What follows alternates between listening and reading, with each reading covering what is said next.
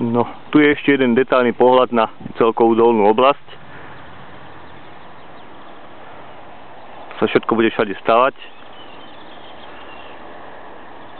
Takisto.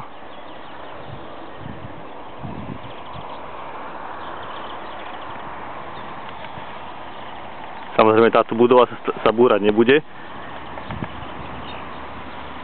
To bola kedysi osobitná škola, potom to dlhé roky chátralo a teraz tam bývajú aký ten rád, alebo aký kňazi, alebo jak sa to volá, presne neviem. Ja aj tuším, Dom srdca Ježišovo sa to volá, tak nejak.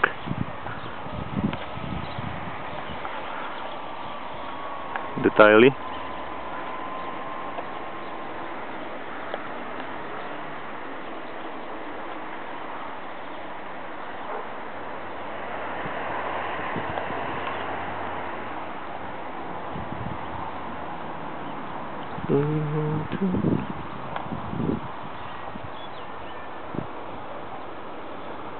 A už potom celkový detail aj na ostatnú časť Lukova.